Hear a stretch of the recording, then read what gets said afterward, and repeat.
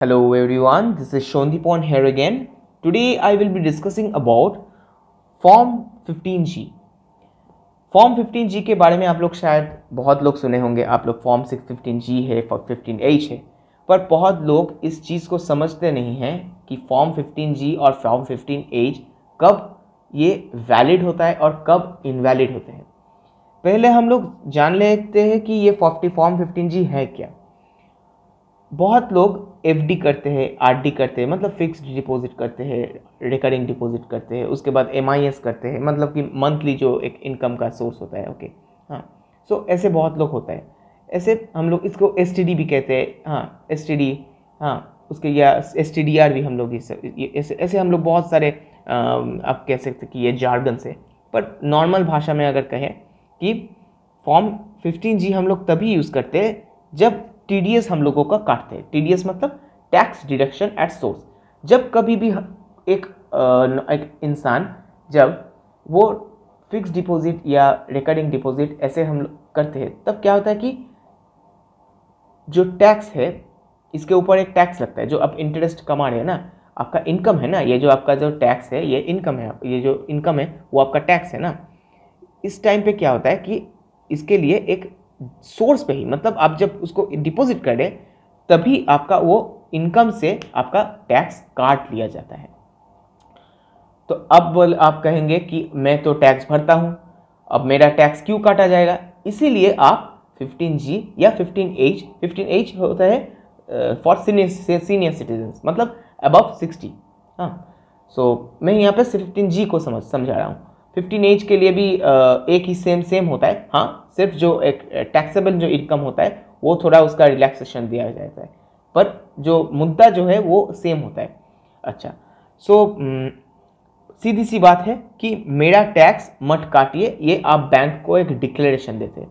ये देखिए, अगर मैं यहाँ पे नीचे जाऊँ तो यहाँ पे ये देखिए डिक्लेरेशन या वेरिफिकेशन, ये यहाँ पे लिखा हुआ है। ठीक है, तो आप डिक्लेयर करते हैं कि मैं टैक्स भरता हूँ, आप मेरा जो इनकम है आप उसको मत काटिए। हाँ, मैं जो है मैं यहाँ पे टैक्स देता हूँ।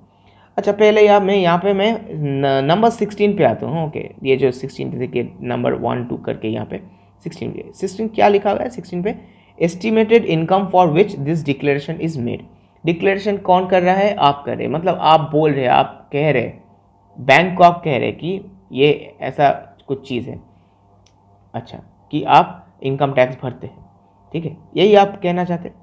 अब यहाँ पे मैं डिक्लेरेशन पे आता हूँ। बहुत लोग तो भर तो देता है, हाँ, जब कभी भी इनकम मतलब फिक्स डिपॉजिट होता है या आरडी बनाता है कोई भी, हाँ, तब भी वो एक इसको डिक्लेरेशन वो दे देता है। पर हम लोग देखते हैं कि यहाँ पे क्या लिखा हुआ है। बहुत लोग इसको चीज़ को समझते नहीं है। जहाँ से एकदम मतलब एक वैलिड है, यहाँ से मैं आपको दिखाता हूँ। ये वी जहाँ से लिखा हुआ है, ये जगह देखिए, वी, ये यहाँ पे स्टार मार्क किया हुआ है। We also declare that are, मतलब मैं ये जो माई है, मैं आई और माई ये सब कुछ को छोड़ देता हूँ। हाँ, इनकम या incomes refer to in column 16। Column 16 में आपको दिखा दिया कि आप कितने आपका जो इनकम कितना है वो आपको कहते हैं वहाँ पे। And the aggregate amount of income on incomes refer to in column 18। Okay, column 18 भी हम लोग देख लेते हैं कि कॉलम 18 क्या है। कॉलम 18 है कि details of form 15G other than this form file during फिर प्रीवियस ईयर। ओके, मतलब अगर किसी और अगर आप फॉर्म को भरे हैं या आपका जो प्रीवियस ईयर में अगर आपका कोई डिटेल्स है। ओके, सो क्या लिखा है? Refer to in for column 18 for the previous year ending on, कब क्या है ये इतना वैलिड नहीं है। Okay, relevant to the assessment year will not exceed, यहाँ पे अच्छे से देखिए कि गौर कीजिए इस जगह में, will not exceed maximum amount which is not chargeable to income tax. अब देखिए मुद्दा क्या है, इस लाइन को फिर से पढ़िए, क्या लिखा हुआ है? Will not exceed the maximum amount which is not chargeable to income tax. ऐसे भाषा में लिखा हुआ है कि आपको समझ में भी नहीं आएगा। आप नॉट को उठा दीजिए। ओके, हाँ, क्योंकि यहाँ पे भी एक नॉट है, नॉट एक यहाँ पे और यहाँ पे एक नॉट है। ओके, ये जो 2 नॉट्स, यहाँ पे एक नॉट है और यहाँ पे नॉट है। क्यों कह रहा हूँ अब मैं समझाऊंगा आपको।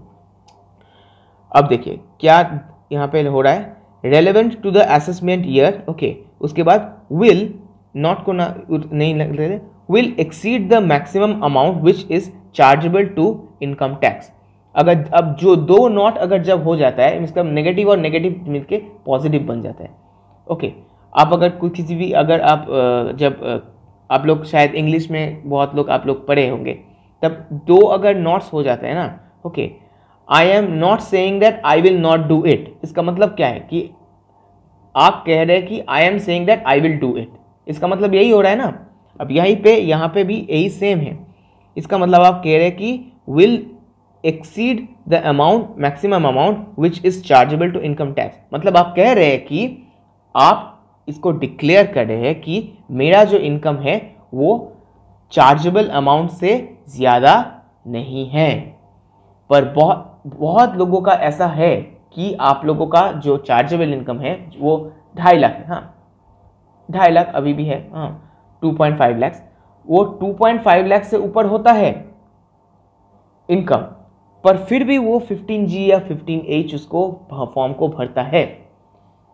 इसका मतलब क्या हुआ कि आप लोग जो फॉर्म को आप लोग भर रहे हैं इसका कोई वैलिडिटी ही नहीं है। समझे आप क्या कहना चाहता हूँ यहाँ पे?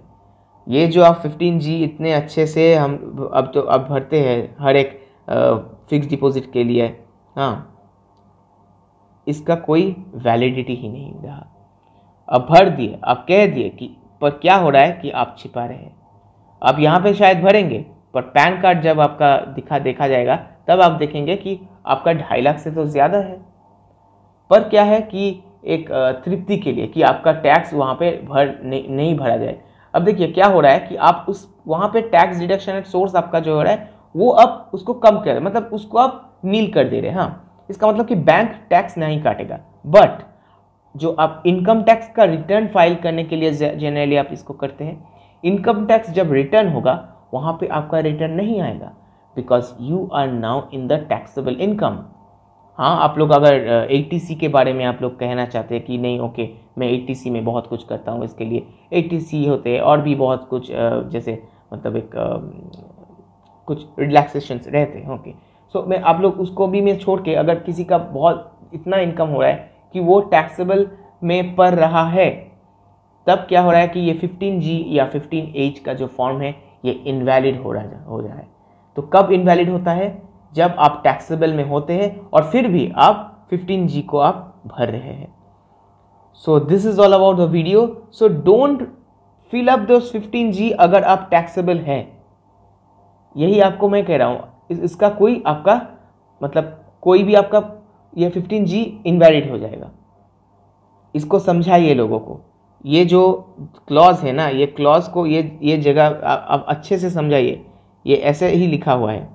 So that is all about the video थोड़ा बड़ा हो गया, पर आपको यहाँ पे शायद समझ में आया कि ये 15G और 15H का मसला क्या है। So that's all about the video. Till then, bye bye.